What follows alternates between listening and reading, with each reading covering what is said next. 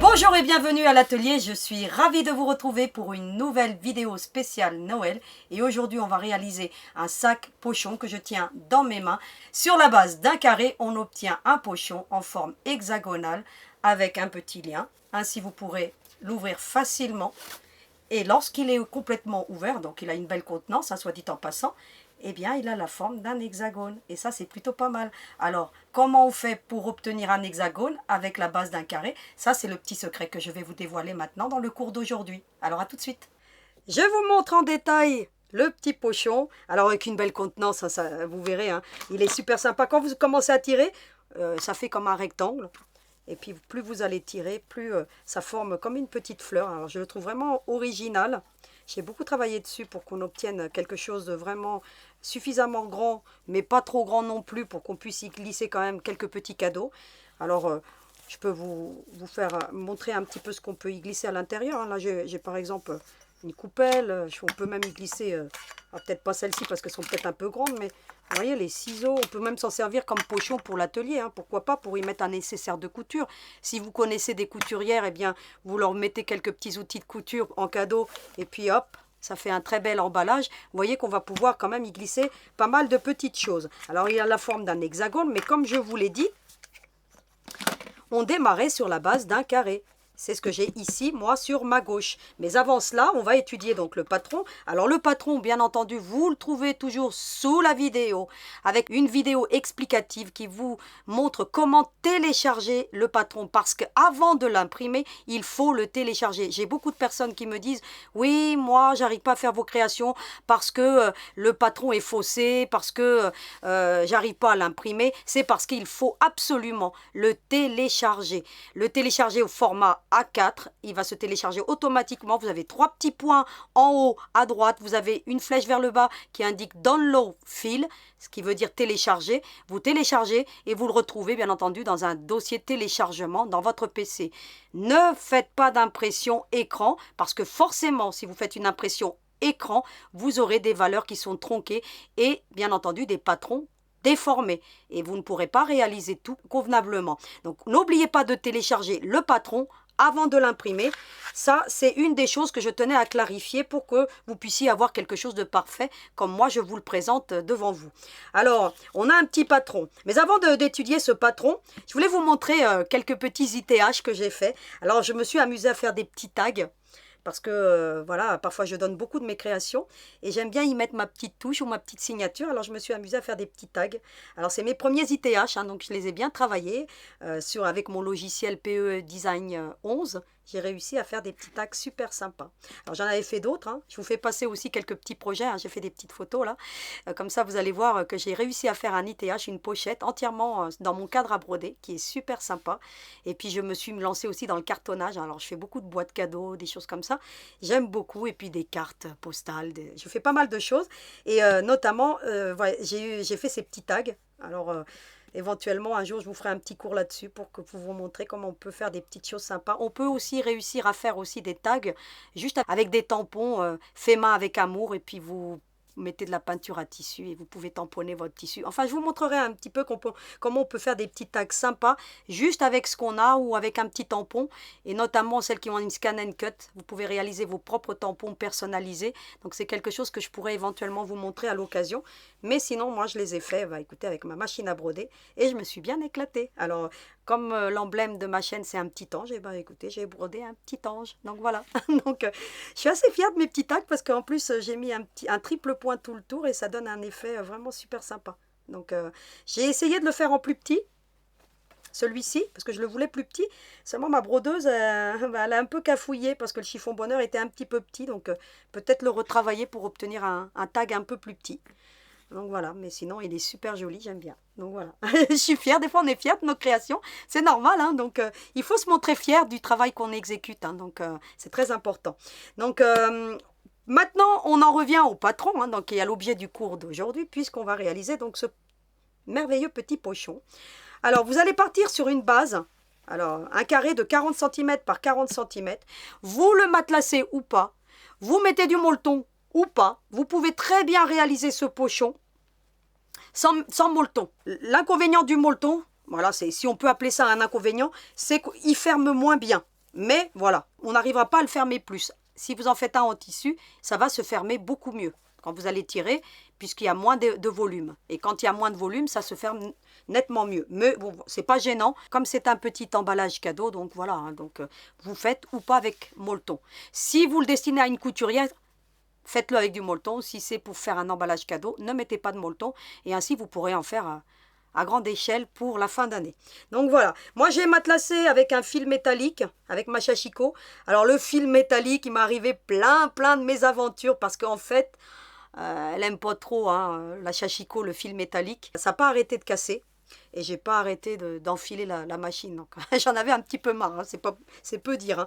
Mais voilà, j'ai quand même été jusqu'au bout de mon projet, parce que je tenais à mettre du fil métallique. Parce que ici on voit qu'il y a des petites moufles un peu dorées, donc je voulais rester dans les mêmes tonalités. Mais voilà, hein, donc j'ai eu chaud. Hein, donc voilà. Donc comme je vous dis, vous avez un schéma dans le patron, coupé dans le tissu, 40 cm par 40 cm. Ça va de soi que vous pouvez faire des pochons beaucoup plus petits ou beaucoup plus grands. Mais à ce moment-là, il va falloir que vous teniez compte des informations que je vais vous donner tout à l'heure, pour que vous puissiez éventuellement le réaliser plus grand. Parce que c'est vraiment possible. Donc voilà. Vous avez une doublure aussi. Donc il faut vraiment très peu de choses. Hein. Éventuellement molleton ou pas. Donc vous voyez qu'il faut vraiment très peu d'éléments. 2 carrés de tissu de 40 par 40 et le tour est joué. Vous avez la possibilité donc pour ce pochon, soit comme je l'ai fait là avec ma Shashiko, de matelasser, mais vous pouvez aussi faire du piqué libre. Ce que j'ai fait dans celui-ci. Alors j'ai réalisé un très joli piqué libre parce que j'ai acquis beaucoup plus d'expérience. Parce que je vous avais fait une vidéo il y a environ 3 ans, qu'il faudrait d'ailleurs que je vous en refasse une autre parce que j'ai une nouvelle expérience, notamment en réduisant le point et en ayant des positionnements de main, enfin bref. Et puis bien entendu, moi j'utilise ce pied ouvert. Hein. Donc c'est des pieds à quilting ouverts. Et là, j'ai obtenu un résultat qui est juste parfait. Donc j'ai quasiment une régularité de points.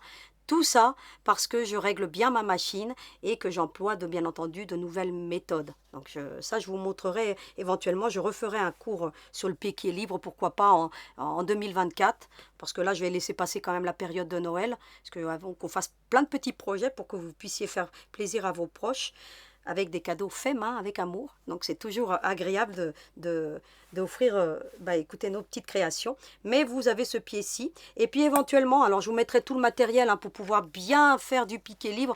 Il faut bien stabiliser votre tissu. Éventuellement, vous avez ce genre de petites épingles de la marque Clover qui sont très bien parce que vous pouvez faire ce genre de choses. Vous voyez, pour bien fixer le molleton. Et puis ensuite, vous avez juste à faire ça.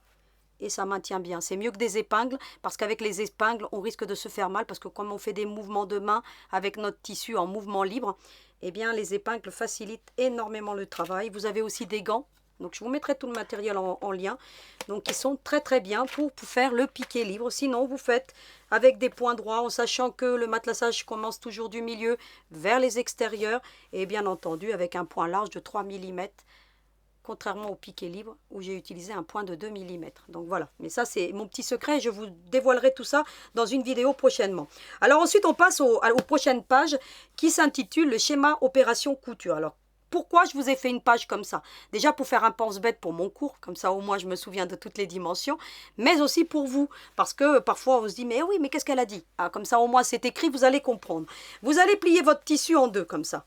Vous allez vous prémunir d'épingles et puis vous allez bien plier en deux. C'est ce que je vous mets ici. Partie principale pliée en deux. Donc c'est ce que je suis en train de faire devant vous. Endroit contre endroit. Hein. Je vous recommande également de retourner. Et puis d'en mettre ici aussi. Pour bien stabiliser votre partie principale. Et surtout que là, en l'occurrence dans celui-ci, j'utilise du molleton volumineux. Quand j'ai fait le piqué libre, j'ai utilisé un molleton classique, hein, le Viseline 279 coton 80-20. Donc voilà, comme ça vous savez quel molleton j'utilise, mais d'autant plus que vous l'avez dans le patron. Dans le patron, je vous mets toujours le molleton que j'utilise, hein, parce que c'est une question aussi qui revient souvent. Quel molleton vous utilisez? Eh bien le Viseline 279 coton mix 80-20 et vous l'avez dans le patron, dans les fournitures. Je vous le mets systématiquement. Donc comme ça au moins vous savez.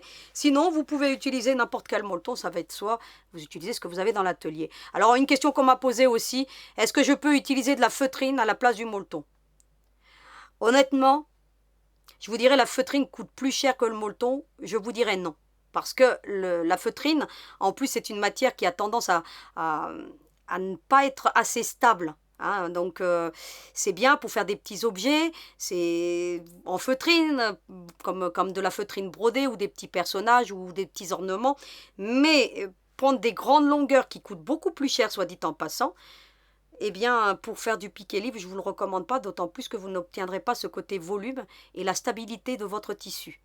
Si vous n'en avez pas, bah, utilisez-le, mais franchement, ça coûte beaucoup trop cher et je ne vous le recommande pas. Donc voilà, donc c'était une question qu'on m'avait posée, donc j'y réponds. Ensuite, vous allez prendre une petite règle, une petite ou une grande, hein, comme vous voulez, du moment qu'elle fasse au moins 12 cm. Donc il faut que vous ayez les 12 cm préconisés. Ce que vous allez faire, on va le faire déjà tout de suite ici, c'est que vous allez vous mettre à partir de la pliure, vous voyez le tissu, il est plié là, ici, là. À partir de la pliure, ici c'est ouvert, hein, d'accord ? 12 cm, c'est ce que je vous mets, hein. Faites une première marque à 12 cm ici, et puis de l'autre côté, de la même manière, vous respectez le schéma. Et on obtient ceci. Ce que on va faire sur la partie principale, on aura à faire la même chose sur la doublure. Donc, je vais vous montrer toutes les étapes pour la partie principale, mais bien entendu, tout est à faire en copier-coller sur la doublure. D'accord? Alors, ensuite, qu'est-ce que je vous dis? Vous avez un autre schéma ici. Mais ce schéma-ci, il interviendra une fois qu'on aura cousu ses latérales. Donc, on va coudre un premier temps comme ça. Ensuite, on va tourner le tissu et on va remarquer 12 cm. Mais ça, je vous le montrerai dans la partie couture. Et on obtiendra ce genre de schéma. Et à ce moment-là, on aura des marques de 7 cm à faire dans tous les coins. Mais ça, on le verra tout à l'heure pour obtenir notre hexagone. Vous voyez? Ainsi, on obtient notre hexagone avec ces coutures qu'on aura à faire ici et ici et ici. Mais ça, on le verra dans la partie couture. Vous avez, en fait, le patron est vraiment très court. Hein. Vous avez une autre page qui vous dit, bon, notamment ce qu'il faudra. Il faudra du ruban. Alors moi, j'ai utilisé du gros grain. Pourquoi le gros grain? Parce qu'il est beaucoup plus solide. Et puis, il se maintient mieux pour ce genre de projet que du satin. Après, si vous avez du ruban satin, vous utilisez du ruban satin. Peu importe. Ensuite, vous avez des perles. Alors moi j'ai mis des perles. Vous pourriez très bien faire des embouts en tissu. Donc un jour je vous montrerai comment on fait des petits embouts sympas en tissu. Mais là je ne vous recommande pas les embouts en tissu parce qu'on doit vraiment tirer et ça risque de les endommager les embouts en tissu. Donc la perle c'est l'idéal avec un petit nœud. Bien entendu j'ai oublié de vous dire qu'il faut aussi un briquet. Hein. Donc là je vais le rajouter le briquet. Comme ça au moins vous l'aurez. Il faudra un petit briquet pour pouvoir venir cramer hein, les embouts pour éviter que ça s'effiloche. Et vous avez les perles. Alors moi j'ai ce lot de perles en bois. Donc si j'arrive à retrouver cette boîte, bah, je vous la mettrai en lien. Donc elles sont très bien parce qu'en plus elles ont un gros trou. Et ça permet de bien emboutir le ruban à l'intérieur. Il y en a plusieurs couleurs. Alors pour le cours d'aujourd'hui, je vais utiliser les rouges. Comme ça j'aurai quelque chose d'assez sympa. Donc j'utiliserai les rouges que je mets déjà de côté. Et vous avez bien entendu tous les matériels. Hein. Vous avez les pinces, le stylo, le passe-lacet. Alors les passe-lacets, donc voilà, hein, je vous les ai déjà présentés plein de fois. Donc ils sont là, prêts à l'emploi. Et ensuite, vous avez en dernière page un verset qui me tenait à cœur. Et je vous le lis pour que vous en preniez connaissance. Qui que tu sois, homme, toi qui juges, tu es donc inexcusable.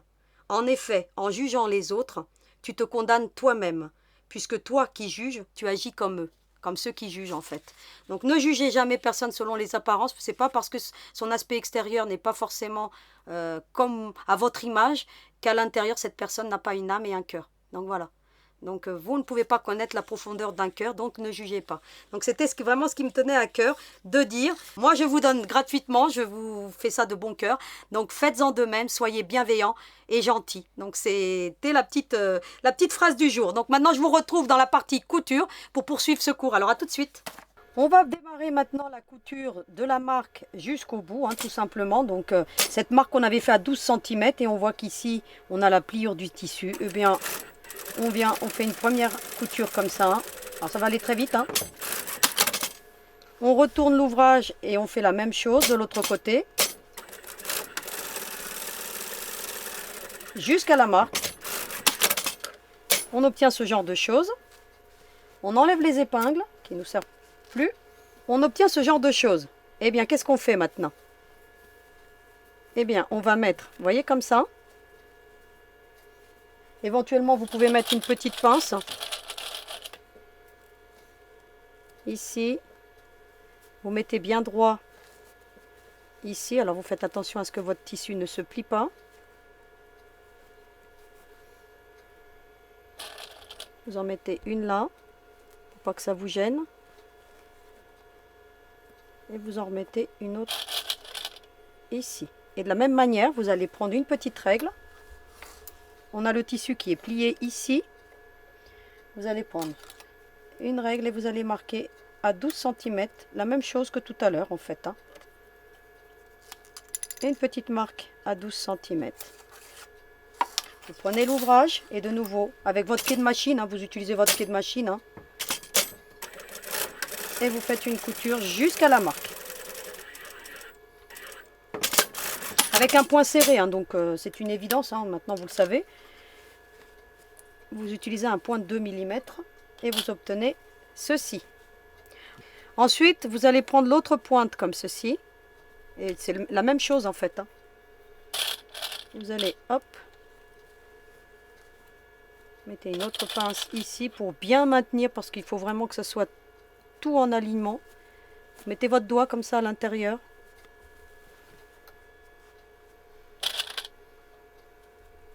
Hop. De la même manière, vous allez prendre la règle. 12 cm. Une petite marque. On va bien la prononcer. Voilà. Et une couture. De nouveau.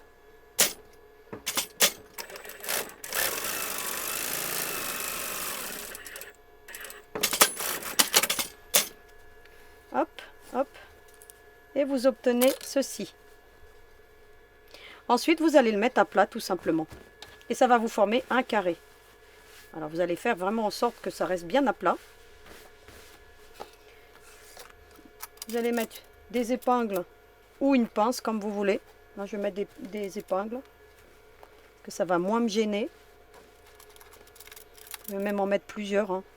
Voilà ce qu'on obtient. Quelque chose de bien stable. Et on a l'impression d'avoir un carré ou même une enveloppe hein, si vous regardez bien. Hein.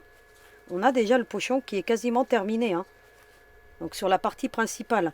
Et vous voyez que ça correspond au schéma que je vous ai mis ici. Alors c'est pas tout à fait un carré parce que lorsque j'ai redimensionné, mais voilà, hein, c'est un carré. Et on a, vous voyez, les médianes hein, comme ça.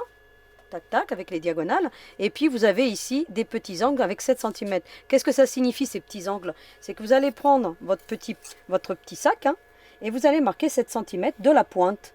Comme ça. Vous vous mettez à la pointe. Et vous mettez 7 cm. Ensuite, vous tournez de l'autre côté.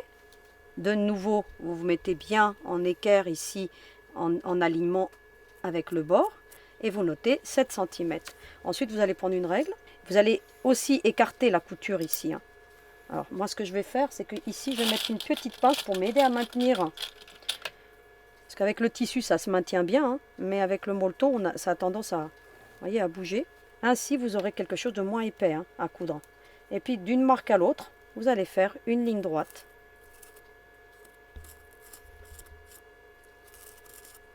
Et puis ensuite, vous allez la coudre.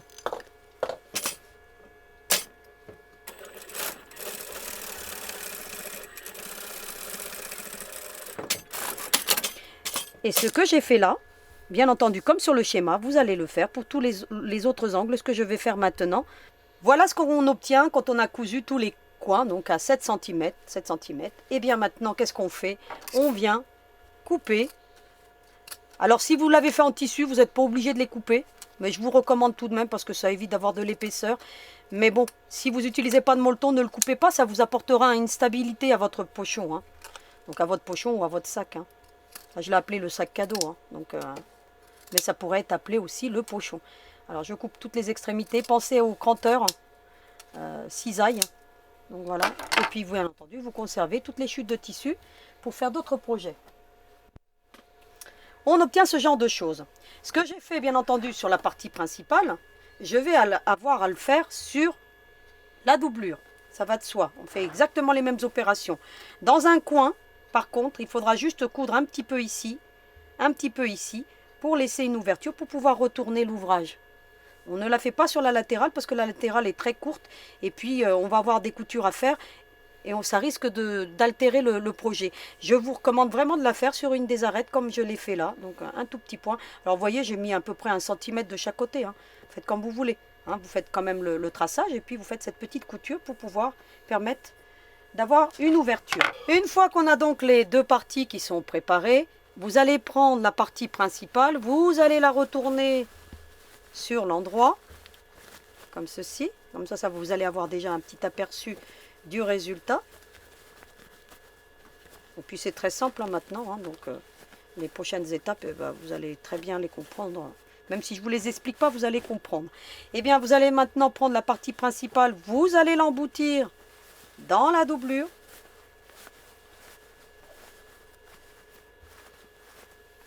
Vous allez faire correspondre couture avec couture en faisant ressortir les pointes, hein, comme ceci. En fait, c'est comme on fait pour faire un sac, hein, donc jusque là, rien de compliqué. Hop, hop, voilà. Vous allez prendre une épingle et vous allez bien faire correspondre les coutures avec les coutures si vous voulez avoir quelque chose de parfait. Vous voyez, vous mettez comme ça, vous voyez, couture avec couture. Vous faites bien correspondre et vous passez l'épingle au milieu, hein, donc de la couture. Vous regardez de l'autre côté si ça correspond à peu près, hein, donc, et vous allez la faire ressortir sur l'avant. Comme ceci. Et vous faites ça pour toutes les latérales. Voilà ce qu'on obtient quand on a tout sécurisé. Quand vous avez fini toutes les latérales, vous mettez dans les pointes, hein, vous sécurisez. Vous allez vous apercevoir que parfois on a des petits décalages. C'est pas gênant du tout simplement parce que on a deux matières différentes et qui dit deux matières différentes dit qu'on peut avoir parfois des décalages. Donc c'est tout à fait normal. Vous allez ensuite coudre tout le contour. Alors là, je vais m'adresser aux débutants et aux débutantes de façon à ce qu'ils cousent ça correctement. Celles qui sont confirmées, vous passez ces étapes-là, hein. Et vous allez prendre, bien entendu, le rebord de votre pied pour vous servir de guide. Et vous allez commencer par faire une petite marche arrière. Vous arrivez à la pointe, ici, hop. Avant d'arriver au bout, vous pivotez, vous vérifiez que vous êtes toujours bien au bord. Si vous êtes au bord, vous continuez. Sinon, si vous voyez qu'il vous manque un point, vous continuez à faire un point et vous pivotez ensuite. Ensuite, vous allez arriver, alors je vous fais voir juste cette pointe-ci et donc l'intersection, puis après vous aurez compris que c'est le même principe pour tout le reste, hein. Ici, ce que vous allez faire, c'est que vous allez écarter comme ça. Vous arrivez jusqu'à l'intersection ici, vous pivotez et vous recousez en ligne droite. Et bien entendu, les excédents de tissu, on viendra les couper ensuite par la suite et puis ainsi de suite, hein. Donc voilà. Vous voyez qu'ici j'ai un peu trop de tissu, mais c'est pas gênant, je viendrai le couper ensuite. Et ainsi de suite, hein. Voilà ce qu'on obtient. Alors vous couperez tous les petits excédents de tissu, mais pas que. Vous allez dégarnir les angles. Alors vous faites attention à vos coutures, hein. Voilà, comme ceci. Toutes les pointes, hein. Ensuite, vous allez prendre des ciseaux. Alors je vous recommande les Amplify. Alors les Amplify, hein, je vous les présente souvent, hein. Vous avez les 21 cm, les 24 et vous avez les 15 cm, mais les 15 cm n'existent plus. Donc introuvable, mais vous pouvez prendre les autres, hein, donc ça va de soi. Et pour ce genre d'ouvrage, c'est l'idéal. Vous allez faire des petites incisions comme ça, pour écarter la fibre si vous voulez, pour que lorsqu'on va retourner, vous n'ayez pas trop de plis. Parce que ça fera des plis systématiquement, mais si vous coupez, vous en aurez moins comme ça. Alors vous faites attention, bien entendu, à vos coutures. Une fois que vous avez fait toutes vos incisions, eh bien, vous allez prendre l'ouverture. Alors ici, éventuellement, si ça s'ouvre, vous avez vu que là, moi, ça s'est ouvert, hein. Donc, c'est pas quand on a coupé forcément. Vous venez faire un petit renfort surtout, hein, d'accord? Parce que ça s'est ouvert. Et il se peut que ça vous fasse la même chose. Vous venez renforcer cette couture pour éviter que ça ne s'ouvre, hein, d'accord? Ensuite, vous allez retourner votre ouvrage. On a encore quelques petites étapes de couture à faire et après ça sera terminé. Je vous recommande tout de suite de retourner les petites pointes avec votre doigt. Déjà ça se retourne très bien. Regardez, vous avez tout de suite des jolies pointes si vous avez bien dégarni. Vous voyez, vous mettez votre pouce à l'intérieur comme ça et avec l'autre, l'index, hop, et vous retournez, regardez. Vous avez déjà les belles pointes qui se forment. Hein. Alors, si vous avez utilisé que du tissu sans molleton, ça se retournera encore mieux. Hein. Il y en a. Voyez? En utilisant le pouce avec les bons gestes. Voilà. Vous allez tout rentrer à l'intérieur et vous voyez ce qu'on obtient. Alors, moi, ce que je vous recommande maintenant, vous le faites ou vous le faites pas, c'est qu'une fois que c'est retourné, les petites pointes, vous allez de nouveau prendre par l'ouverture et vous allez de nouveau retourner votre ouvrage sans retourner les pointes. Il n'y a pas nécessité hein, de retourner les pointes. Hop. Vous retournez l'ouvrage de l'autre côté. Pourquoi on va faire ça? Pour fixer la doublure. En fixant la doublure sur l'ouvrage, vous êtes sûr qu'elle va rester fixée au fond et elle ne va pas venir avec les cadeaux que vous allez mettre à l'intérieur. Donc alors ce que vous allez faire, vous allez bien tout ouvrir. Les pointes, vous les laissez, elles sont déjà retournées, c'est très bien. Vous allez bien tout aplatir comme ça. Ici aussi. Voilà. Vous voyez? Hop. Et qu'est-ce qu'on va faire alors? Là où il y a l'ouverture, on ne va pas y toucher puisque l'ouverture elle va nous servir à retourner. Donc on ne touche à rien. Vous allez bien aplatir hein, comme ça. Vous allez prendre une pointe ici là. Vous allez la mettre avec l'autre comme ça. Et vous allez faire une couture. Alors vous allez longer la couture que vous avez déjà faite. Hein. Vous allez le voir parce que comme j'utilise du rouge, de toute façon vous allez le voir. Vous faites une comme ça. Vous voyez? Ainsi ça vous fixe la doublure. Et vous faites ça bien entendu pour tous les côtés, sauf celle où il y a l'ouverture. Voilà ce qu'on obtient, tout est bien fixé. Ensuite vous allez de nouveau retourner bien tout votre ouvrage. Voilà ce qu'on obtient lorsqu'on retourne, ça fait quelque chose de joli. Ce que je vous recommande d'aller faire maintenant, c'est d'aller repasser les pointes, parce que nous aurons à les mettre comme ceci. Donc, vous avez compris les prochaines étapes, c'est qu'il va falloir bien les repasser. Donc c'est ce que je vais aller faire hors caméra pour obtenir quelque chose de parfait.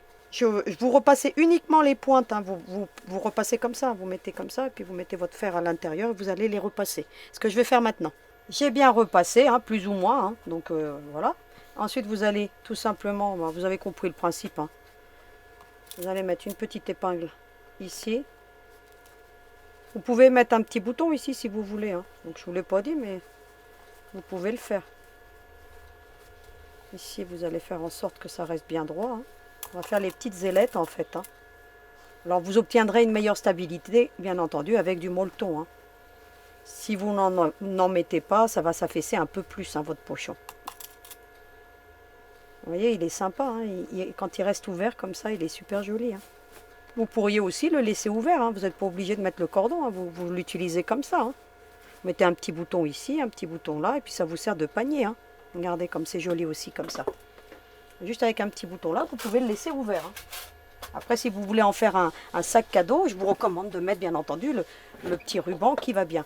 Alors, pour coudre ce genre de choses, maintenant, vous allez retourner sur l'envers.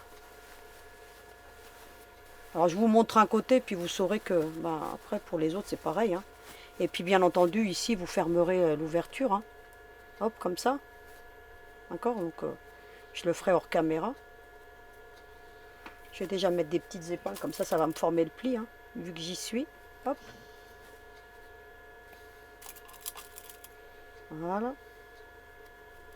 Et puis, il n'y a plus qu'à passer une petite couture, ou vous faites un point invisible, comme vous voulez. Voilà, vous mettez bien tout à plat. Parce que plus vous mettrez à plat, plus vos coutures seront jolies.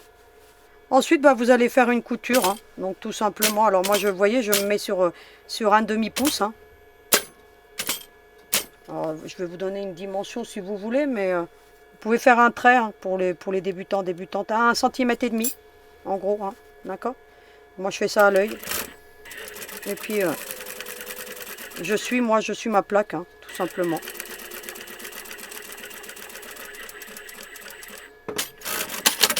Voilà, j'ai fait un côté. Alors, essayez de prendre un ton sur ton, comme ça, ça reste très discret. Et puis vous faites ça pour tous les autres, hein. Vous pourriez le laisser comme ça, comme je vous ai dit tout à l'heure, mais à ce moment-là, vous ne faites pas les coutures, vous mettez juste le petit bouton, hein, et vous obtenez un petit panier. Vous voyez, super sympa, super original. Et si vous le faites en version panier, ça va de soi qu'il faut mettre du molleton si vous voulez obtenir une stabilité. Ensuite, vous allez prendre un passe-lacet, hein. Donc moi, j'en suis à la version pochon, hein, parce qu'on est à Noël, sac de cadeau. Vous allez prendre le passe-lacet, comme ça, et puis vous allez glisser. Hein. Donc après, voilà. Hein. Vous allez le faire passer d'un côté, vous allez le ressortir au même niveau, et puis ensuite, vous le rentrez de l'autre côté à l'opposé, et puis il va faire comme ça, et puis vous allez le ressortir là. Donc ce que je vais faire hors caméra, parce que vous avez compris. Hein. Vous voyez, j'ai donc passé le ruban, tout le contour comme ça. Maintenant, je veux que ça fasse cet effet pochon quand on tire. Eh ben, on a juste à prendre comme ça et à fermer comme ça. Si vous ne mettez pas un deuxième, c'est pour ça que je vous recommande 2 fois 70 cm, mais je vous l'ai mis dans le patron hein, de toute façon. Eh bien, vous allez prendre l'opposé cette fois-ci. Vous voyez, je suis rentrée là, j'ai fait le tour, je suis sortie là. Eh bien, maintenant, je passe de l'autre côté. Et puis, bah, je fais le tour, hein, tout simplement, avec mon petit passe-lacet. Hein. Donc, voilà, vous avez compris le principe. Hein. Je fais tout le tour pour ressortir de l'autre côté tout simplement. Voilà ce qu'on obtient. Alors j'ai mis les 2 petites perles au bout. Hein. Donc j'ai choisi du rouge parce que j'avais rien d'autre qui corresponde vraiment. Et puis bah, maintenant, une fois que vous avez terminé, vous n'avez plus qu'à serrer comme ça. Alors vous serrez bien, hein. Comme ça, ça se ferme plutôt bien. Vous faites comme un petit paquet cadeau. Et puis vous l'arrangez. Hein. Donc avec, quand il sera chargé, vous l'arrangez. Hein. Donc voilà ce qu'on obtient. Quelque chose de super joli.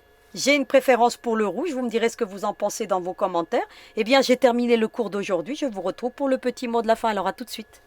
Voici un super sac cadeau original pour les fêtes de fin d'année, pour y glisser vos petits cadeaux pour faire plaisir à tous vos proches. Je vous retrouve la semaine prochaine avec un cadeau encore original et vous allez voir que c'est assez étonnant. On n'aura pas besoin de machine à coudre. Alors je vous retrouve la semaine prochaine, toujours avec le sourire. Et en attendant, vous n'oubliez pas, hein, à vos aiguilles.